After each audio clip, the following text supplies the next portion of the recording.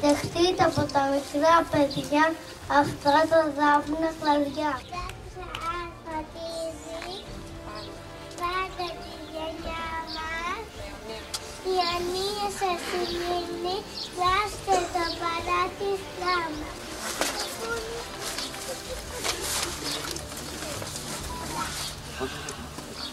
Μαμά.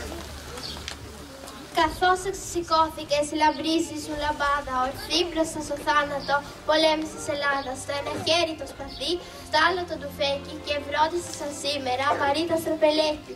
25 του Μάρτη, ημέρα δοξασμένη, τη ελευθερία μας έφερε σταθμοστεφανωμένη.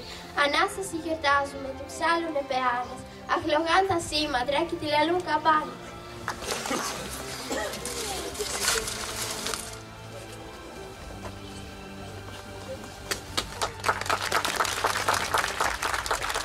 Πρόσωπος της Εθνικής Αντίστασης.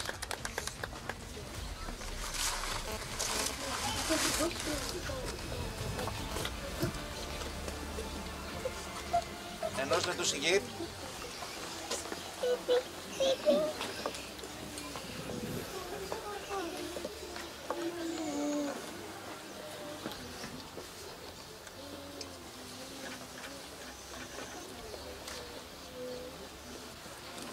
Σε γνωρίζω από την τόψη του σπαθιού την τρομερή. Σε γνωρίζω από την όψη που με διαμετράει τη γη.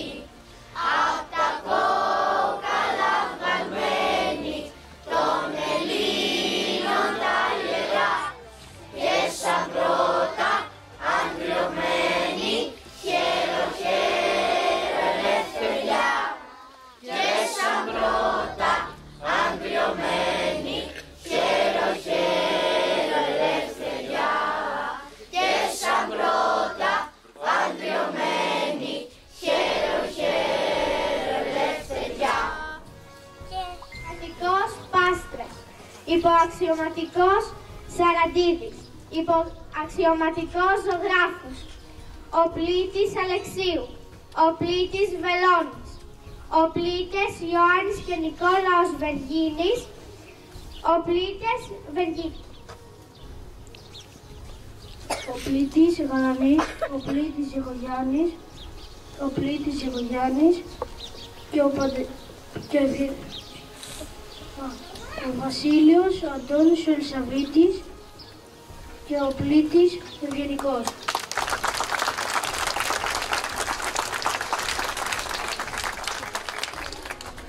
Ο πλήτης Καΐλας, ο πλήτης Καλούδης, ο πλήτης Λιμπέρης, ο πλήτης Νηστάζου, ο υποξιωματικός Παπαδημητρίου, ο πλήτης Περής,